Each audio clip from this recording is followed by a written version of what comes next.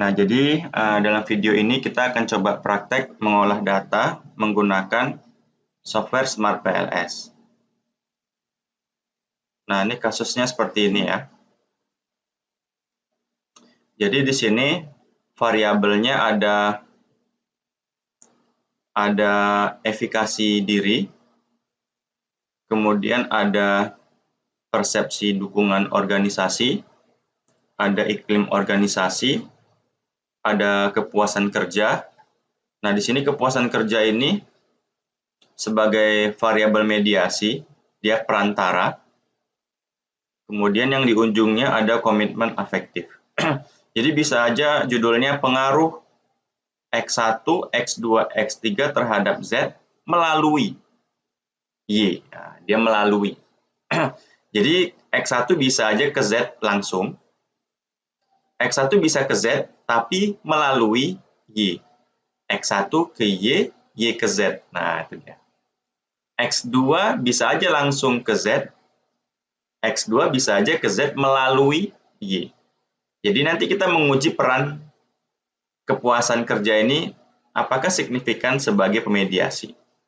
Nah, di sini jumlah respondennya ada 331. Nah, lumayan banyak. Bisa kita lihat di sini jumlah respondennya ada 331. Ya. Kemudian jumlah pertanyaannya banyak ini, sampai 144 pernyataan. X1 ada 27. Nah, ini kan ED. X2-nya PDO. Ada 18 pernyataan. Tuh. X3-nya ada banyak 48. X3-nya iklim organisasi. Kepuasan kerjanya ada 33. Oh iya, 33. So, komitmen afektifnya ada 18. Oke, jadi ya sebenarnya kalau dari gambar ini udah ketebak ya. Hipotesisnya menguji pengaruh X1 ke Y, X2 ke Y, X3 ke Y, X1 ke Z, pengaruh X2 ke Z, pengaruh X3 ke Z, pengaruh Y ke Z. 7. Tambah mediasinya 3. Pengaruh tidak langsung X1 ke Z melalui Y. 1. Pengaruh tidak langsung X2 ke Z melalui Y. 2. Pengaruh X3 ke Z melalui Y. 3. Jadi pengaruh nggak langsungnya ada 3. Pengaruh langsungnya ada 7. 7 tambah 3, 11. 7 tambah 3, 10. Oke. Jadi, nah ini. Dalam Smart PLS itu, ini penting nih. Ada 2 pengujian secara umum. Nah, kalau teman-teman ngolah data pakai Smart PLS, dipelajari biar ngerti prakteknya. Itu secara umum ada 2 pengujian. Yang pertama namanya pengujian outer model. Apa itu outer model? Outer model itu nama lainnya ya uji validitas sama reliabilitas, itu aja isinya. Kemudian yang kedua namanya uji inner model. Uji inner model itu isinya apa? Ada uji hipotesis. Di dalam uji hipotesis itu apa? Ada uji pengaruh langsung. Nah, nanti itu ada uji pengaruh nggak langsung, mediasi. Nah, itu dia. Itu termasuk dari uji hipotesis. Pengujian pengaruh moderasi, dan seterusnya. Jadi di inner model itu kita nguji hipotesisnya, kita nanti hitung nilai R-square-nya, kita dapat nilai Q-square-nya, kita uji kecocokan modelnya. Itu inner model. Tapi kalau outer model, uji validitas. Nah, kalau di Smart PLS, validitas itu nilai yang mana aja. Nanti ada namanya outer loading. Outer loading kalau di atas 0,7 valid. Ingat ya, kita bicara Smart PLS, bukan Amos, bukan Lisrael, itu beda lagi nanti. Jadi jangan disamain. Jadi outer loading kalau di atas 0,7 dia valid. Itu masih validitas outer loading. Ada validitas average varian extracted ya, extracted. Kalau nilai AV-nya di atas 0,5 valid. Nah, itu dia. Nanti lihat nilainya valid kok. Ada namanya validitas diskriminan. Jadi ada 4 jenis validitas nih. yang kita periksa nanti. Ada namanya validitas diskriminan berdasarkan HTMT. Nanti reliabilitas kita cek. Kita cek nilai Cronbach alpanya. Kalau di atas 0,7 dia reliable. Kemudian kita cek juga reliabilitas berdasarkan composite reliability. Kalau di atas 0,7 dia reliable. Gitu aja, sebenarnya simple Smart PLS ini. Outer model sama inner model. Outer model validitas reliabilitas. Inner model uji hipotesis. Dah gitu aja. Yang buat susah apa? Kalau datanya ya hasilnya banyak yang nggak valid. Nah, bingung dia. Oke, kita langsung praktekin. Datanya, oh lumayan banyak ya datanya ya. Jadi kita copy dulu datanya. Dari sini kita copy ke bawah.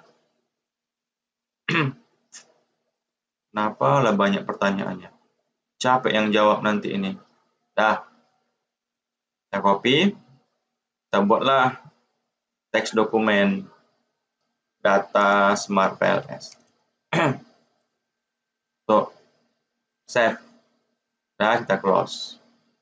Kemudian ya, nih Smart PLS seperti ini. Kita buat aja project baru. Sekarang 2023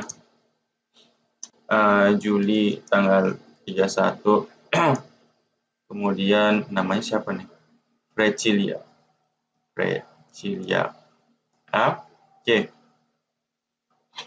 Nih kita double klik nih.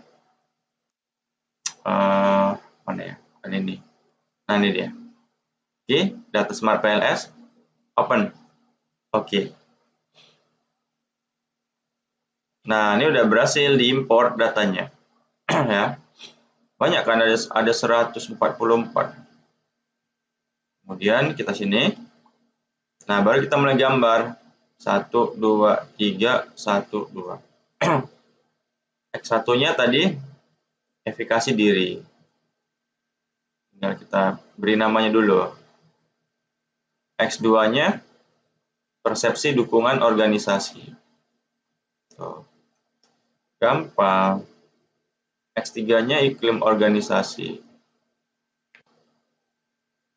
Mediasinya Y kepuasan kerja. Kemudian Z-nya komitmen afektif. Nah, gini aja sebenarnya prakteknya mudah. Kalau prakteknya mudah. Cuman kalau datanya hancur-hancuran, hasilnya baru bingung dia. X1-nya tadi apa? Efikasi diri. Nah, kita pindahin nih X1-nya. Nah, ini di sini. Nah, kebanyakan ya kan? Tuh. X2-nya PDO.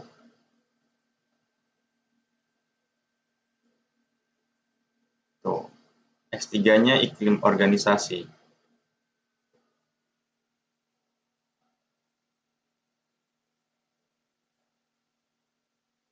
Kepuasan kerja, mediasinya.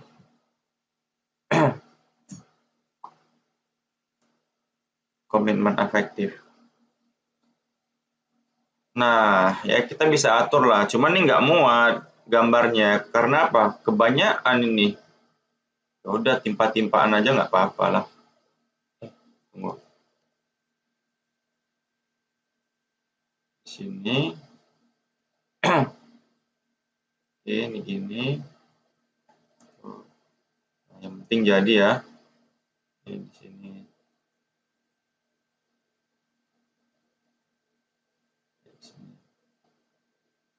Nah, seperti ini. Pengaruh X1 ke Y, pengaruh X2 ke Y, pengaruh X3 ke Y, pengaruh Y ke Z, pengaruh X1 ke Z, pengaruh X2 ke Z, pengaruh X3 ke Z. Mediasinya udah langsung.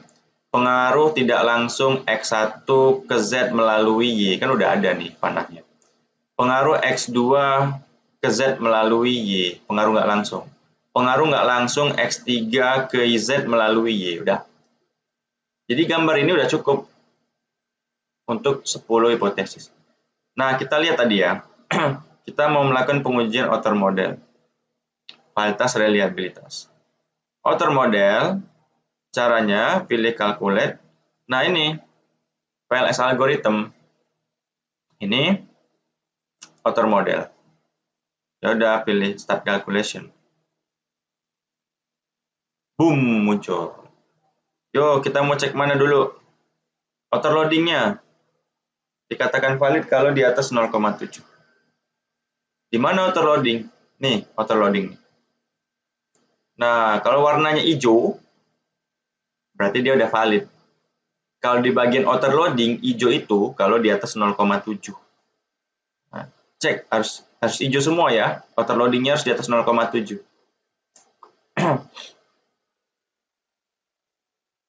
Hore, hijau semua. Alhamdulillah, maaf. Nah, di sini bisa kita lihat hasil bab 4-nya. Nah, ini. Kita lihat outer loading-nya nih. Nah, ada di atas 0,7. Udah valid. Tuh kan. Nah, aman. Ini gambarnya kayak gini lah dia. Ini crop. Kemudian ini udah valid. Kita cek validitas berdasarkan AV. Itu harus di atas 0,5 baru valid. Di mana AV? Di sini. Construct Reliability and Validity. Nah, ini AV. Sebenarnya di sini ada banyak AV. Ada Composite Reliability, udah lengkap. Udah ada reliabilitasnya juga. Sama Cronbach alpha-nya. AV-nya udah aman sih, di atas 0,5. Kemudian kita langkau dulu, Cronbach alpha sama Composite Reliability. Kita masuk ke reliabilitas. Harus di atas 0,7. Ya udah aman nih. Cronbach alpha-nya sama Composite. Bisa kita lihat AV-nya di atas 0,5. Composite-nya di atas 0,7. Cronbach alpha di atas 0,7. Gambarnya dari mana nih gambarnya? Lihat di sini. Nah nih. Ini gambar Cronbach alpha. Ini gambar Composite. Ini gambar AV. Udah ya, udah lolos ya nih. Kemudian kita lihat Fornell-Larker. Validitas diskriminan. Itu lihatnya di mana? Di sini. Nah, ini dia. Nah, ini cara bacanya gimana? Nah, ini kan outputnya seperti ini. Jadi saya buat seperti ini biar mudah dipahami. Jadi ini ada angka yang diagonal tuh saya kasih kurung dia. Nah, ini namanya yang ada kurung itu namanya akar kuadrat AV. Bukan negatif ya, tapi itu hanya sebagai tanda yang kurung itu akar kuadrat AV. Angkanya diagonal ya. Nah, sementara yang saya kasih warna biru ini namanya nilai korelasi. Nah, nilai ini namanya yang biru korelasi. Yang kuning namanya akar kuadrat AV. Cara bacanya gimana? Jadi nilai yang kuning, akar kuadrat AV, tuh, harus lebih besar. Ya, harus lebih besar. Harus lebih besar. Dibandingkan nilai korelasinya. Lihat nilai yang kuning, udah lebih besar atau belum sama nilai yang biru. Ini ya. Kita lihat 0,9, 0,9, semua 0,9. Lebih besar kan dari 0,5, 0,5, 0,6, 0,6, 0,7. Berarti dia udah lolos validitas diskriminan berdasarkan Fornell-Larker. Nah, terakhir kita menguji validitas berdasarkan HTMT. Harus di bawah 0,9. Itu lihat di mana? 0,95 atau 0,9 sih? Kita lihat di bagian nih, heterotrade monotrade ratio. Ya udah di bawah 0,9 kalau warna hijau. Berarti uji validitas sama reliabilitas udah lolos. Dengan kata lain pengujian outer model udah aman. Nah, kita langsung aja ke uji hipotesis. Uji pengaruh langsung, pengaruh nggak langsung. Ya, kita uji hipotesis ini. Caranya gimana? Calculate, pilih bootstrapping. Ini dia. Ini untuk uji hipotesis. Oke, kita pilih start calculation. Ini hasilnya. Like bootstrapping. Teman-teman, ini saya mau ngasih tahu. Kalau bootstrapping dilakukan berulang-ulang, itu nilai p-value-nya berubah sama nilai statistik T-nya. itu udah bawaan rumusnya. Ya. Jadi jangan heran. Nah, itu dia. Kan? Ini hasil bootstrapping-nya. Ini bootstrapping yang ke-1. Kalau kita bootstrapping yang kedua, coba bootstrapping lagi. Dia berubah-ubah dia. Bootstrapping 1, nanti kita tunjukin dulu. Ini. Jadi jangan kaget. Kalau nilai bootstrapping-nya, nilai T-nya itu berubah-ubah. Memang udah bawaan rumusnya. Ini bootstrapping yang 1, ini yang kedua, sampai 3 aja coba kita bootstrapping. Bootstrapping yang ketiga. 3 kali bootstrapping ya.